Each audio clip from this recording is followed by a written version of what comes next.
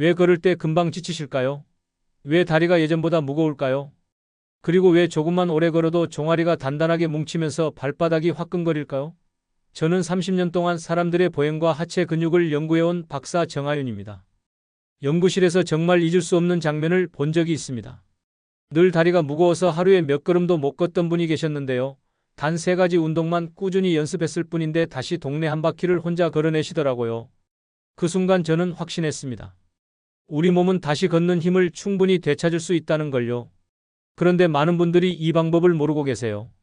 그냥 나이 들면 당연히 다리 힘이 빠진다고만 생각하시죠. 하지만 그게 아닙니다. 오늘 제가 그 핵심을 그대로 풀어드릴 테니까 끝까지 함께 해주세요. 여러분도 비슷한 고민 있으셨다면 댓글로 한번 남겨보세요. 제가 한동안 상담했던 한 분이 떠오릅니다. 여동생의 시어머님이신데 74세 되신 분이었어요. 근육이 약해지다 보니 조금만 걸어도 숨이 차고 다리가 후들거려서 근처 가게 가는 것도 무서워하셨습니다. 어느 날 이분이 저에게 하소연하시더군요. 의자에서 일어나는 것도 힘들고 밥 준비하다가도 다리에 쥐가 나서 잠시 기대어 있어야 한다고요. 그 말씀 들으면서 정말 마음이 아팠습니다. 이분께서 특히 힘들어하셨던 게 뭐였냐면요. 손주들이 놀러 왔을 때 같이 밖에 나가지 못하는 거였어요. 아이들이 할머니 손잡고 공원 가자고 하면 마음은 너무 가고 싶은데 몸이 따라주질 않으니까 정말 속상하셨대요. 그래서 핑계를 대고 집에만 계시다 보니 손주들도 점점 할머니한테 물어보는 걸 포기하더래요. 그 이야기 들으면서 저도 가슴이 먹먹했습니다. 그래서 저는 우선 작은 습관 하나만 바꿔보자고 말씀드렸어요. 아침에 일어나면 까치발 서기 30개, 저녁에는 종아리 스트레칭 1분만 해보자고요. 처음엔 반신반의 하셨죠? 이렇게 간단한 걸로 뭐가 달라지겠냐고요. 하지만 저는 확신이 있었습니다. 이 2가지 동작만 제대로 해도 분명히 변화가 올 거라고요. 그렇게 겨우 일주일이 지났을 때 본인이 먼저 전화해 오셨습니다. 장 보러 갔다가 돌아오는 길에 다리가 예전보다 훨씬 가볍다고요. 그리고 무엇보다 계단 오르는 게 조금 편해졌다고 하셨어요. 2주째 되던 날엔 손주들이 놀러 왔을 때 처음으로 같이 아파트 단지 안을 한 바퀴 걸었대요. 비록 천천히 걸었지만 끝까지 함께 걸을 수 있었다고 정말 기뻐하셨습니다. 그리고 스스로 할 수 있는 일이 늘어나니 표정까지 밝아졌어요. 저는 이분을 보면서 다시 깨달았습니다. 작은 변화가 걷는 힘 전체를 바꿀 수 있다는 사실을요. 혹시 아직 구독과 좋아요를 누르지 않으셨다면 지금 바로 눌러주세요. 이 채널은 여러분의 건강한 노년을 진심으로 응원합니다. 오늘 이 영상에서 말씀드릴 내용은 여러분의 하체 관리 방식을 완전히 바꿀 수 있는 중요한 지혜입니다. 끝까지 보시면 왜 지금 당장 하체 습관을 바꿔야 하는지 분명하게 깨닫게 되실 거예요. 그리고 마지막에 나올 단 하나의 습관이 모든 것을 바꿀 수 있습니다. 뒤에 나올 핵심 방법을 모르시면 지금까지의 노력이 의미 없어질 수도 있어요. 그럼 이제 이 하체 변화가 어떻게 만들어지는지 본격적으로 설명드릴게요. 오래 걷고 싶다면 반드시 해야 하는 5가지 핵심 운동을 알려드리겠습니다. 이 운동들은 정말 간단하지만 효과는 놀라울 정도로 확실합니다. 제가 수많은 분들을 상담하면서 가장 효과적이었던 것들만 추려냈어요. 먼저 까치발 서기 기본형부터 시작할게요. 5발가락 전체로 지면을 눌러 올리는 가장 쉬운 동작입니다. 이게 왜 중요하냐면요. 종아리 뒤쪽 전체가 함께 작동하면서 보행의 탄력을 되살리기 때문이에요. 우리가 걸을 때 보면요. 뒤꿈치가 먼저 닿고 발가락 쪽으로 체중이 이동하면서 앞으로 나가잖아요. 이때 종아리 근육이 제대로 밀어주지 못하면 걸음이 무거워지고 금방 지치게 됩니다. 한국운동생리학회에서 조사한 결과를 보면 까치발 서기는 종아리 근력 증가에 가장 빠른 효과를 보인 기본 동작이라고 발표된 바 있습니다. 실제로 제가 만난 69세 이영호님은 오랫동안 발목이 약해서 자주 휘청거리셨는데요. 기본 까치발을 하루 50개씩 한 지 3주 만에 계단 내려갈 때 흔들림이 눈에 띄게 줄었다고 하셨어요. 이분 말씀이 전에는 계단 내려갈 때마다 난간을 꼭 잡아야 했는데 이제는 난간 없이도 천천히 내려갈 수 있게 됐다고 하시더라고요. 어떻게 하면 되냐고요? 벽이나 의자를 가볍게 잡고 10개씩 끊어서 5세트 하시면 됩니다. 천천히 올리고 더 천천히 내리는 것이 핵심이에요. 빨리 하는 것보다 정확하게 하는 게 훨씬 중요합니다. 그런데 주의하실 점이 있어요. 종아리가 쥐가 자주 나는 분들은 한 번에 많은 개수를 하기보다 나눠서 반복하는 게 훨씬 좋습니다. 여러분은 이 기본형을 얼마나 쉽게 하실 수 있을까요? 그 다음은 엄지발가락 들고 하는 까치발입니다. 이건 조금 더 난이도가 있는 동작이에요. 엄지를 들면 균형 근육이 훨씬 많이 동원됩니다. 발바닥의 작은 근육들이 깨어나면서 보행 안정성이 높아지죠. 특히 길을 걷다가 갑자기 울퉁불퉁한 곳을 만났을 때 이 균형 근육이 살아있으면 넘어지지 않고 중심을 잘 잡을 수 있어요. 일본 보행운동센터 연구에서는 엄지발가락을 제외하고 서는 동작이 균형회복 능력을 평균 18% 향상시켰다고 보고했습니다. 72세 김경애님은 이 동작을 배우고 집안에서 잘 넘어지지 않는다고 본인이 먼저 이야기하셨어요. 전에는 화장실 갈 때 자주 비틀거렸는데 이제는 훨씬 안정적으로 걸을 수 있다고 하시더라고요. 방법은 이렇습니다. 벽이나 의자를 잡고 서서 엄지만 살짝 들고 나머지 발가락으로 버티며 5초 유지하세요. 10회 반복하시면 됩니다. 그런데 처음에는 다리에 힘이 빠질 수 있어요. 그래서 반드시 지지할 곳을 확보하고 시작해야 합니다. 혹시 균형 잡는 동작이 예전보다 어려워지셨던 적 있으신가요? 이제 세 번째는 엄지발가락만 대고 다른 발가락 들기입니다. 이건 3단계 중 가장 난도가 높아요. 하지만 효과는 정말 큽니다. 발의 세밀한 근육이 모두 동원되어서 걷는 추진력이 확 올라옵니다. 한국노년보행연구센터 분석에 따르면 이 동작을 4주간 훈련한 그룹이 보행속도 개선 폭이 가장 컸다고 해요. 68세 박영수님은 처음 3개밖에 못했는데 한 달 후 20개까지 늘면서 언덕길도 덜 힘들어졌다고 하셨습니다. 이분이 사시는 곳이 언덕이 많은 동네인데요. 전에는 언덕 올라갈 때마다 중간에 쉬어야 했대요. 그런데 이 운동하고 나서는 한 번에 올라갈 수 있게 됐다고 정말 좋아하셨어요. 어떻게 하냐면요. 엄지만 바닥에 대고 살짝 세워 올립니다. 벽 잡고 5개씩 4세트 하시면 돼요. 그런데 조심하실 게 있어요. 처음부터 개수를 욕심내면 발가락 관절이 쉽게 피로해지니까 천천히 진행해야 합니다. 이 동작은 여러분 기준으로 어느 정도 난이도로 느껴지시나요? 네 번째는 와이드 스쿼트입니다. 발을 벌려 앉는 방식이라 균형이 매우 잘 잡혀요. 허벅지 앞뒤와 엉덩이 근육이 동시에 활성화되면서 걷는 힘의 기반을 다집니다. 보통 스쿼트 하면 다리를 모으고 하는 걸 생각하시는데요. 시니어분들한테는 와이드 스쿼트가 훨씬 안전하고 효과적입니다. 한국재활운동학회에서 발표한 자료에 따르면 와이드 스쿼트는 시니어의 넘어짐 방지 근력 강화에 가장 적합한 형태로 평가되었어요.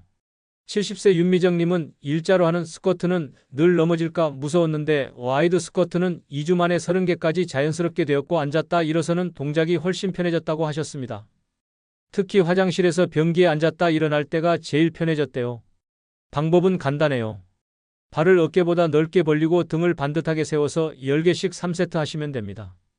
단 허리를 굽히거나 무게를 앞으로 싣지 않도록 주의해야 허리 부담이 줄어들어요. 앉았다 일어나는 동작이 예전보다 힘들어지신 적 있나요? 5번째는 종아리 스트레칭입니다. 벽돌이나 낮은 턱을 이용해서 뒤꿈치를 내리는 스트레칭은 혈액 흐름을 높이고 발목 가동 범위를 회복시켜서 걷는 보폭이 넓어집니다. 보폭이 넓어진다는 게 무슨 말이냐면요. 한 걸음 한 걸음을 더 멀리 내디딜 수 있게 된다는 거예요. 그러면 같은 거리를 걸어도 걸음수가 줄어들고 덜 피곤해집니다. 유럽 보행과학회 자료에서는 종아리 스트레칭이 혈당 조절과 보행 효율 개선에 긍정적 영향을 준다고 밝혔어요. 75세 정명수님은 발뒤꿈치가 늘 아파서 오래 못 걸었는데 스트레칭을 2주 하고 나니 부드러워져서 동네 마트까지 편하게 다니셨습니다. 이분 말씀이 전에는 마트 갔다 오면 발뒤꿈치가 너무 아파서 하루 종일 누워 있어야 했는데 이제는 갔다 와도 괜찮다고 하시더라고요. 어떻게 하냐면요. 턱 위에 발 앞부분을 올리고 뒤꿈치를 천천히 내려서 20초 유지하세요. 5회 반복하시면 됩니다. 집에 턱이 없으시면 두꺼운 책 몇 권 쌓아놓고 하셔도 돼요. 그런데 통증이 날카롭게 느껴지면 즉시 강도를 낮춰야 해요. 여러분은 종아리 스트레칭을 꾸준히 해본 적 있으신가요?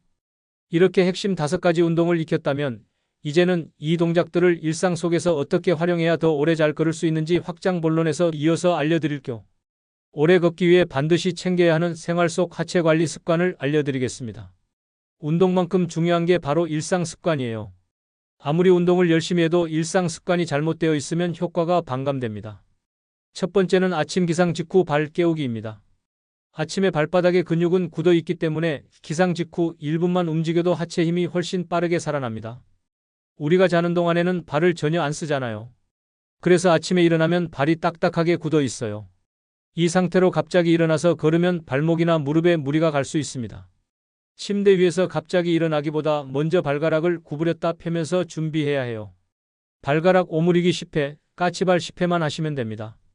여러분은 아침에 발이 뻣뻣하다는 느낌 받으시나요? 저도 예전에는 아침마다 발이 천근만근이었는데 이 습관 들이고 나서는 정말 가벼워졌어요. 이렇게 1분만 투자하면 하루 종일 다리가 훨씬 편합니다. 두 번째는 앉아있는 시간 줄이기입니다. 30분 이상 앉아있으면 혈액 흐름이 다리 쪽에 고이기 쉬워요. 특히 텔레비전 보시다 보면 한두 시간 금방 가잖아요. 그러면 다리가 붓고 무거워집니다. 무릎 관절이 아픈 분들은 갑자기 많이 걷는 것보다 자주 짧게 움직이는 게 더 좋습니다. 30분마다 1분 서서 까치발 10개만 해보세요. 정말 간단하죠? 타이머 맞춰놓고 하시면 잊어버리지 않으세요. 여러분의 하루 앉아있는 시간은 얼마나 되나요? 한번 세어보시면 생각보다 많이 앉아 계신다는 걸 알게 되실 거예요. 어떤 분은 하루에 10시간 넘게 앉아 계신다고 하시더라고요. 그럼 다리 근육이 약해질 수밖에 없어요. 세 번째는 계단은 두 칸이 아니라 한 칸씩 오르기입니다. 두 칸 오르기는 무릎에 부담이 큰 반면 한 칸씩 오르면 허벅지와 엉덩이 근육이 고르게 작동합니다. 젊을 때는 두 칸씩 올라도 괜찮았는데 나이 들면 무릎 연골이 약해져서 두 칸씩 오르면 무릎이 아플 수 있어요. 난간은 꼭 잡으세요. 한 칸씩 천천히 대신 리듬을 일정하게 유지하는 게 포인트예요. 빠르게 오르려고 하지 마시고 자기 페이스대로 천천히 올라가시면 됩니다. 계단 이용할 때 어떤 방식으로 오르시나요? 급하게 두 칸씩 오르다가 숨이 차거나 무릎이 아팠던 경험 있으시죠? 천천히 한 칸씩 오르면 숨도 덜 차고 무릎도 덜 아파요. 네 번째는 저녁발 이완 루틴입니다. 하루 동안 긴장된 종아리를 풀어야 다음날 보행이 훨씬 가벼워집니다. 하루 종일 서 있거나 걸으면 종아리 근육이 팽팽해져요. 이걸 그대로 두고 자면 다음날 아침에 더 뻣뻣해집니다. 무리한 스트레칭은 더 큰 당김을 유발할 수 있으니 조심하세요. 종아리 스트레칭 20초씩 5회, 발목 돌리기 20회만 하시면 됩니다. 잠들기 전 다리가 자주 당기시나요? 이 루틴 하나만으로도 많이 편해지실 거예요. 자기 전에 텔레비전 보면서 해도 되고요. 침대에 누워서 해도 됩니다. 다섯 번째는 일주일에 하루는 하체 점검하는 날로 정하는 겁니다. 근육은 작은 변화라도 기록하면 성장 속도가 빨라져요. 비교는 자신의 지난주 기록과만 하세요. 남과 비교하면 의욕만 떨어집니다. 까치발 개수, 스쿼트 개수, 스트레칭 유지 시간을 간단히 메모하시면 됩니다. 달력에 적어도 되고 공책에 적어도 돼요. 여러분은 본인의 하체 변화를 기록해 보신 적 있으신가요? 기록하면 정말 신기하게도 동기부여가 돼요. 지난주에 까치발 30개 했는데 이번 주에 35개 할 수 있으면 정말 뿌듯하거든요. 여섯 번째는 신발 선택을 신중하게 하는 겁니다. 편한 신발이라고 다 좋은 게 아니에요. 발 뒤꿈치가 너무 푹신하면 오히려 발목이 불안정해집니다. 적당히 단단하면서 발바닥 전체를 잘 받쳐주는 신발을 고르세요. 특히 집에서 신는 슬리퍼도 중요해요.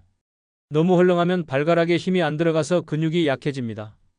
발에 딱 맞고 굽이 너무 낮지 않은 실내화를 신으시는 게 좋아요. 여러분은 어떤 신발 신고 계세요? 한번 확인해 보세요. 일곱 번째는 물 마시는 습관입니다. 근육이 제대로 움직이려면 수분이 충분해야 해요. 하루에 물 1리터 정도는 꼭 마셔야 합니다. 커피나 차는 물에 안 들어가요. 생수나 보리차처럼 순수한 물을 마셔야 해요. 한꺼번에 많이 마시는 것보다 조금씩 자주 마시는 게 좋아요. 아침에 일어나자마자 물 한 잔, 점심 전에 한 잔, 저녁 전에 한 잔 이렇게 나눠서 드세요. 물을 잘 안 드시는 분들은 종아리 쥐가 자주 나는 경향이 있어요. 물 마시기 싫으시면 보리차나 옥수수차라도 드세요. 여덟 번째는 햇빛 쬐기입니다. 비타민 D는 근육과 뼈 건강에 정말 중요한데요. 햇빛을 쬐어야 몸에서 만들어집니다. 하루 15분만 밖에 나가서 걸어보세요. 오전 10시에서 오후 3시 사이가 가장 좋아요. 햇빛 받으면서 걸으면 기분도 좋아지고 다리 힘도 생깁니다. 겨울에는 추워서 밖에 잘 안 나가시는데요. 따뜻한 낮 시간에 잠깐이라도 나가보세요. 아파트 단지 앞만 한 바퀴 돌아도 충분해요. 아홉 번째는 체중 관리입니다. 체중이 늘면 무릎과 발목에 부담이 커져요. 1kg만 늘어도 무릎에는 3kg의 압력이 더해집니다. 과식하지 마시고 천천히 드세요. 특히 저녁은 가볍게 드시는 게 좋아요. 배부르게 먹고 바로 누우면 소화도 안 되고 체중도 늘어납니다. 저녁은 자기 3시간 전에 드시고 양도 아침이나 점심보다 적게 드세요. 열 번째는 수면 자세입니다. 다리를 너무 꼬고 자거나 한쪽으로만 누워 자면 골반이 틀어지고 다리 길이가 달라질 수 있어요. 바로 누워서 무릎 밑에 낮은 베개를 받치고 자보세요. 혈액순환도 좋아지고 다리 붓기도 빠집니다. 옆으로 누워 자실 때는 다리 사이에 쿠션을 끼우시면 골반이 덜 틀어져요. 이제 마지막 마무리해서 오늘 내용을 한 번에 정리해 드릴게요. 오늘 우리가 함께 살펴본 내용을 천천히 정리해 보겠습니다. 많은 분들이 오래 걷지 못하는 이유를 나이 탓이라고 여기십니다. 70대가 되면 당연히 다리 힘이 빠지는 거라고 생각하시죠? 하지만 제가 30년 동안 연구하고 현장에서 본 결과는 전혀 달랐습니다.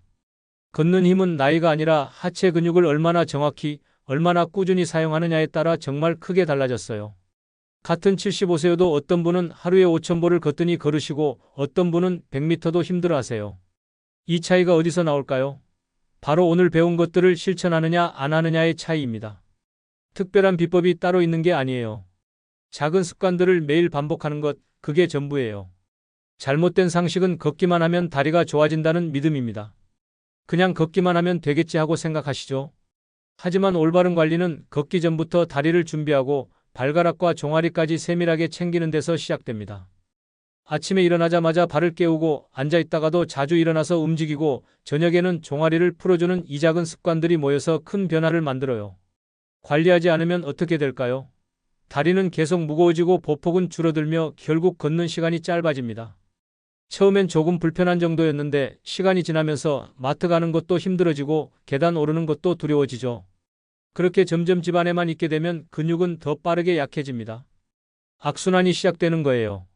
외출을 안 하니까 사람도 안 만나고 그러다 보면 우울해지고 더 움직이기 싫어지고 그러면 근육은 더 빠지고 이런 악순환의 고리를 끊어야 합니다. 반대로 오늘 배운 5가지 운동과 10가지 생활 습관을 꾸준히 하면 어떻게 될까요? 계단이 가벼워지고 오래 서 있어도 덜 피곤해지고 일상 속 이동이 훨씬 자유로워집니다. 74세 시어머님처럼 일주일 만에 장 보러 가는 게 가벼워질 수도 있어요. 69세 이영호님처럼 3주 만에 계단이 안정적으로 내려갈 수도 있고요. 이 변화는 특별한 사람만 경험하는 게 아닙니다. 여러분도 충분히 할 수 있어요. 그리고 더 중요한 건요. 다리가 좋아지면 삶의 질이 완전히 달라진다는 겁니다. 손주들이랑 공원도 갈 수 있고 친구들이랑 시장도 갈 수 있고 동네 경로당도 혼자 갈 수 있어요. 누구한테 신세 지지 않고 내가 하고 싶은 걸 할 수 있다는 게 얼마나 큰 기쁨인지 아시잖아요. 그리고 마지막으로 제가 드리고 싶은 단 하나의 제안은 이겁니다. 오늘 잠들기 전 종아리 스트레칭 1분만 해보세요. 턱 위에 발 앞부분을 올리고 뒤꿈치를 천천히 내려서 20초 유지하는 거예요. 5회만 반복하시면 됩니다. 내일 아침 걸을 때 얼마나 달라졌는지 몸이 먼저 알려줄 겁니다. 정말이에요. 단 1분이 여러분의 내일 아침을 바꿀 수 있습니다. 그리고 이 작은 실천이 익숙해지면 까치발 서기를 하루 30개씩 추가해 보세요. 일주일 후에는 와이드 스쿼트도 시작해 보시고요. 한 번에 다 하려고 하지 마세요. 하나씩 천천히 익숙해지는 게 중요합니다. 그래야 평생 습관으로 남아요. 작심삼일로 끝나지 않으려면 작게 시작해야 해요. 다음 영상에서는 걷기 속도를 빠르게 회복시키는 발목 회전 루틴과 무릎 통증 없이 걷는 자세 교정법을 알려드릴게요. 무릎이 아파서 걷기 힘드신 분들에게 정말 도움이 될 거예요. 꼭 기다려주세요. 여러분은 오늘 내용 중 어떤 부분이 가장 필요하다고 느끼셨나요? 댓글로 알려주세요. 여러분의 이야기가 다른 분들에게도 큰 힘이 됩니다. 그리고 주변에 다리가 불편하신 분들이 계시면 이 영상 꼭 공유해주세요. 함께 건강해지면 더 좋잖아요. 그럼 다음 영상에서 만나요. 건강하세요.